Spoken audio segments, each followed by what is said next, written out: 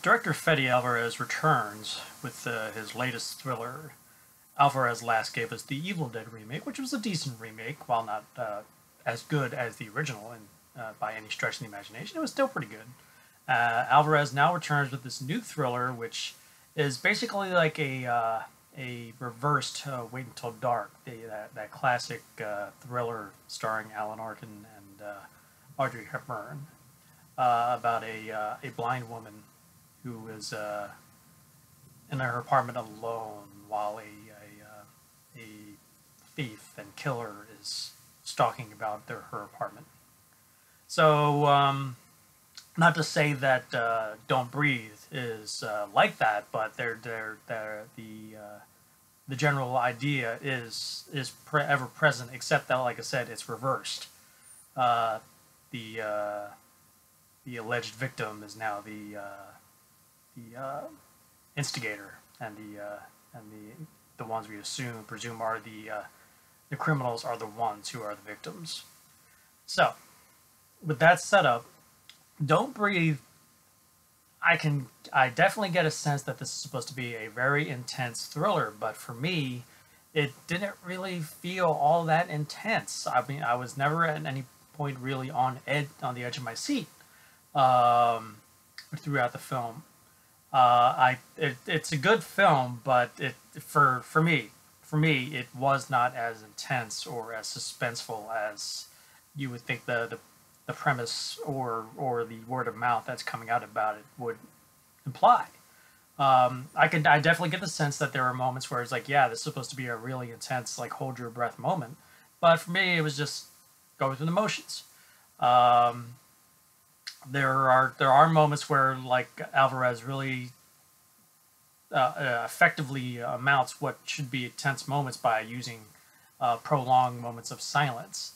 As you're sitting there in silence watching the drama unfold on screen, just to see what's going to happen with these characters. And sometimes it pays off, sometimes it doesn't. But the film has its trappings of, like, hitting like basic beats of home invasion films and thrillers, and, like I said, with that Wait Until Dark twist.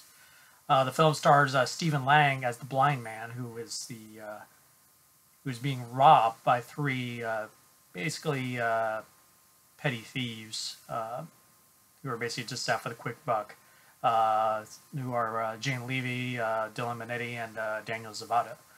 And they mark this guy as a seemingly easy target, but it turns out they underestimated this blind man, and there's a lot more to this man, and the fact that he's living in a rather isolated and seemingly abandoned part of Detroit. So, unfortunately, the trailer that came out kind of unveiled a rather, for me, a rather key moment in the film. While granted you have no context on what you're looking at, but having that image within your mind, you get a general idea that there's a hell of a lot more to this guy than just some simple blind dude who happens to have a military background. And I was thinking that's what it was going to be, but going into the movie knowing that this moment's coming up, and knowing that this pretty much there's more to this guy than I thought, that kind of ruined any surprise or shock for the second half of the film.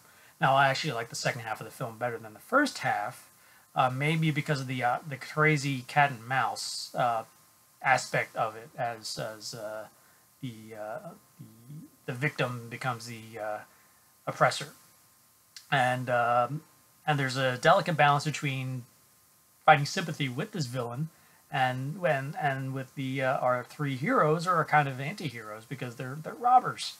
So there's that delicate balancing act that overall is okay. The performances are great, in particular Stephen Lang.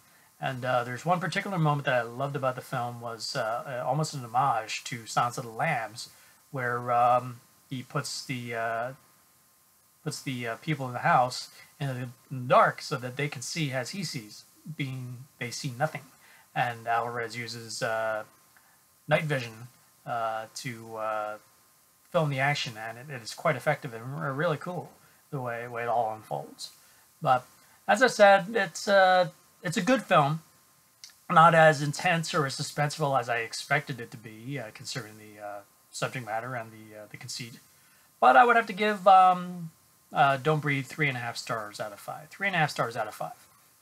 If it was more intense and I could feel the tension, then maybe I'd actually, it would rate higher. But I liked what I saw. It did seem to get a little long in the tooth at the end, where it just kept going and going and going and going and going.